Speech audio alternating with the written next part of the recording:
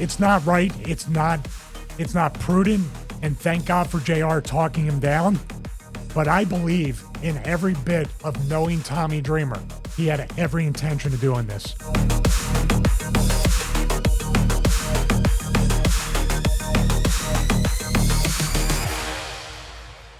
There was probably a part of me that purposely forgot this because I do remember it, and I remember, wow. I mean, this would have been something. I mean, Tommy was going to get his WrestleMania moment, whether anybody wanted it or not. You're absolutely right. I'm going to give you some quotes here. This comes from, I think, his old podcast. I don't know if, well, he doesn't do it anymore, I don't think. So, ECW goes out of business. Tommy Dreamer is 29 years old. Essentially, I'm sure everybody knows that he was the heartbeat of ECW, probably the most involved with the company aside from Paul Heyman, day-to-day basis. He'd sunk a lot of money into the company as well to keep it afloat. Here's a quote. I had a lot of money, my parents' money, trying to float the company. I thought me and Paul were super tight, but he screwed me over big time. He was with the WWE the whole time. I had turned down hundreds of thousands of dollars to go to WCW, and now I was unemployed. He got a $250,000 a year offer, I think, for 3 years for WCW. And Tommy says that Paul was crying to him on in person or on the phone, I don't know, saying that if Tommy left ECW, ECW would go out of business. And meanwhile, Paul was getting a check from WWE every single week. He begrudged him at the time, but not later, or at least not publicly later. Anyway, so ECW shuts down January 2001. WrestleMania 17 is a couple of months after that, and Tommy sinks into a deep, deep depression, and then he comes up with a plan. Take it away. Oh, he sure did. Oh, he came up with a plan, and I'm glad he didn't follow through with the plan. And thank God, somehow of all things, Jim Ross, which Tommy was not on the roster at this time. He wasn't a part of WWE at all. Maybe talking back and forth, who knows? But JR is the one that talked him out of it with a phone call. Now, there's been passing stuff with Tommy talking him up to WrestleMania 17. I was speaking to him here and there. You can hear it in his voice. How, and I'm saying Tommy, Taz, Bubba, and anybody else that had anything to do with the office, like Bubba and Taz. Well, Taz and Perry ran the school.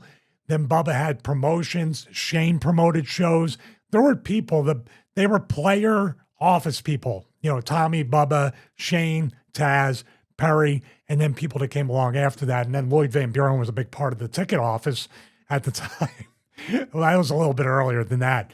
But they literally poured their heart, souls, and their bank accounts in the ECW. You know, Tommy ran the merchandise out of his parents' house. There was no warehouse or anything. Everybody was literally, well, you talked about WrestleMania, all hands on deck every single day with ECW. No matter what you were trying to contribute other ways. Tommy is the role model of what ECW was from a wrestler's contribution perspective, doing multiple tasks, having multiple hats within the company. And of course, I think Tommy also financed the ring truck.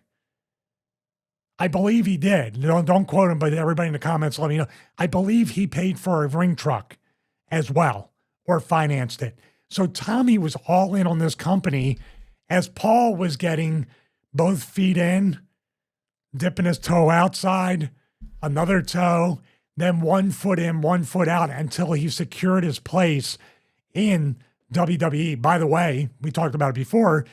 He's going out to get a TV deal. I got this wrong because I was saying he was going out to film Rollerball. The talent didn't know that. They thought he was going to fight for a television deal for ECW, but he was filming Rollerball and also getting ready to debut on commentary with, at the time, WWF. So think about all that and everything Tommy gave and everything Tommy gave up for this company that was literally on life support, and Paulie knew the end was eventually going to come. My speculation, but just based on actions. And Tommy's there going, I'm just trying to put every bit of money and effort into this to save the company, when it was already committing, it was unaliving itself little by little. So what, a mental, emotional, and dare I say its spiritual state deep down in Tommy's soul is saying, my life is over. I'm going to go. And that one person is the reason why. So we're both going out together. Is it the most, it's nowhere near the most sane thing you ever want to think. But then again, this business will make you insane, especially with these words that I have said and other people have said. And I use this word very carefully now in my post-wrestling career. I love the business, or just love in general, attached to this seedy, scummy, dishonest, manipulative, gaslighting business. It will never love you back. And I think, Tommy, that was the epiphany. I've loved this all this time, and it's hated me. It's treated me like crap. And the person that I thought loved it just as much as me literally just betrayed me. This is one of the biggest betrayals backstage on a wrestling thing that I've ever experienced or known about. And you frame all that up, and Tommy thinks his career and his life is over. You know, it's not right. It's not prudent. And thank God for JR talking him down. But I believe in every bit of knowing Tommy Dreamer, Tom Laughlin, the person. He had every intention. He's not speaking like, wrestlers exaggerate and tell wrestling stories and everything. He had every intention of doing this. He may have been underplaying his plans. There might be parts of this that were a little bit more like, oh, I'm going to seem crazy compared to what he said he was going to do.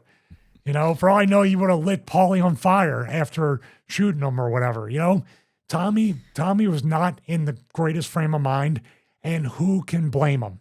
Doesn't say what he would plan to do would be right to any human being.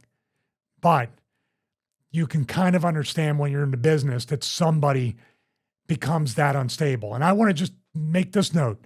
How many people have been in the same position as Tommy Dreamer, felt betrayed by the business, loved the business, but it hated them back and treated them like crap and abused them and didn't make money, got screwed over for money, or trusted people that made money off your back and you ended up giving up $250,000 a year? How many wrestlers have not been around after they came to a realization? How many? So Tommy could have very easily just did that. So I'm glad Tommy did neither, because I'm glad my friend is still around. I'm glad he's not in jail. And I'm glad the people in the crowd and watching on pay-per-view did not have to see anything horrible like that take place. So I think it's even slightly worse sort of his mindset at the time, because not only was his credit rating absolutely tanked, and also he depleted probably his parents' savings as well as his own to try and keep a company afloat that was never going to stay afloat. You're right about the truck as well. He actually had a sign for the truck in his name.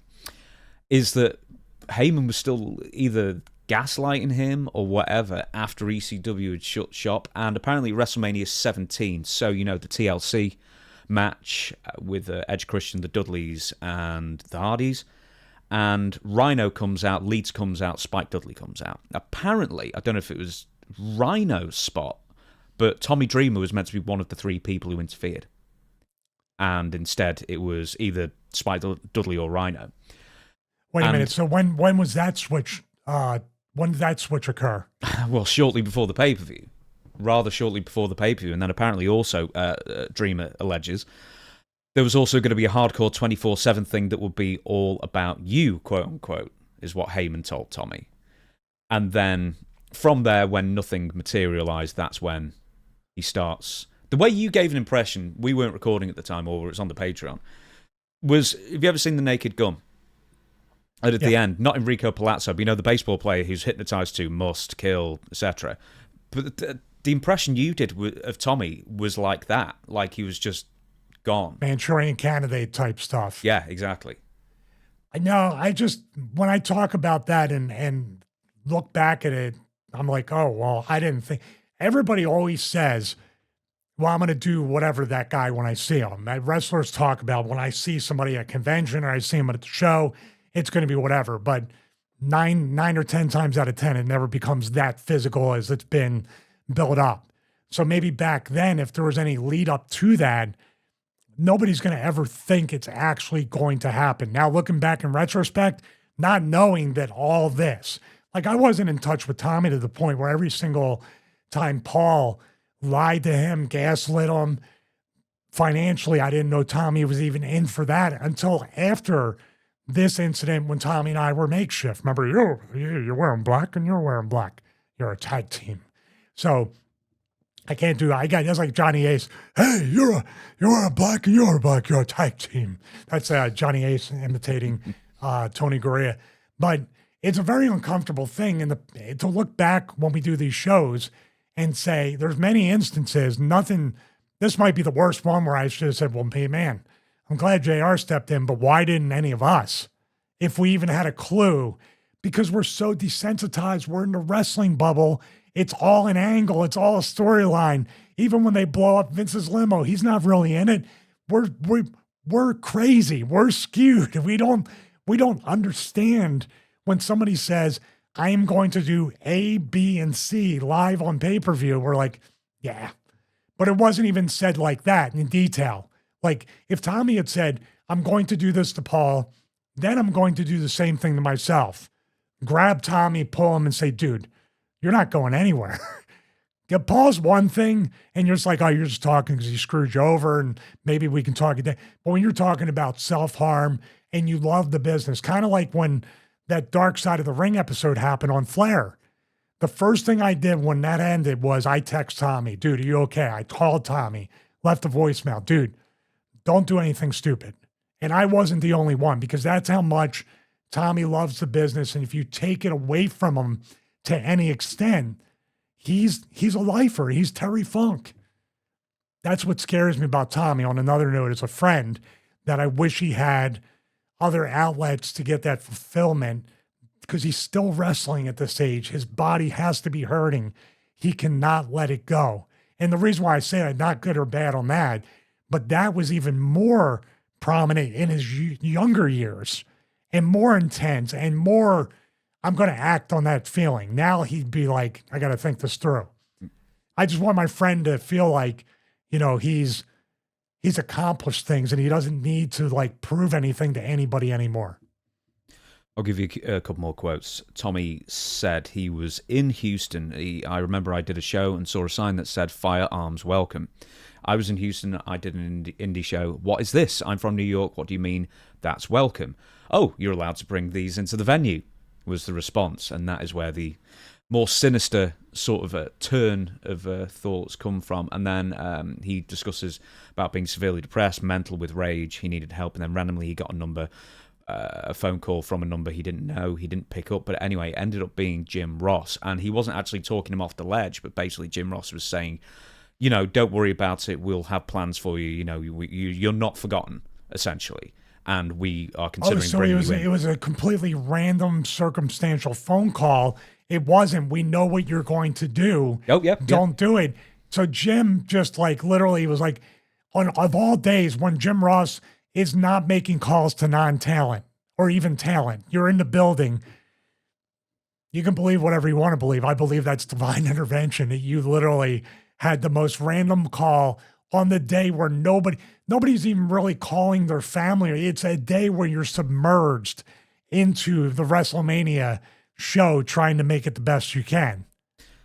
That's crazy, man. I don't think it was on the day, but it was very, very close to the event itself, but essentially just to tell everyone what it was once again, Tommy was going to take a weapon into WrestleMania, buy some floor tickets, and Paul Heyman, by the way, had he debuted?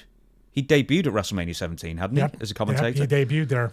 Yeah, so I know he did. No, he debuted at WrestleMania, but he showed up on Raw, and that's how the ECW talent knew that ECW was closed. That's when everything got exposed. Yeah. Okay. So Tommy Dreamer's plan was just to walk up behind him because he was at commentary with Jim Ross, shoot him in the back of the head. But here's the wrestling thing that actually made me laugh. He said before he was going to turn it on himself, pull the trigger, he was going to hit the pose. I just find that so wrestling. But you know what? I think that was a cry for help because every time Tommy hit the pose, somebody would hit him from behind. So it would give everybody a chance to cut him off. When has Tommy ever done this and then followed it with anything but getting hit from behind? So, maybe he could have ridden to the Houston Astrodome with Sandman. So, hit the pose and then get a whack on the head from the cane. That would have sorted him out. But there you go. You can't do that, Tommy. You're crazy. What was I saying? So there you go. That's the story then. So how long did it take for him to snap out? I mean, was he this intense in 2001 when he is picked up by the company?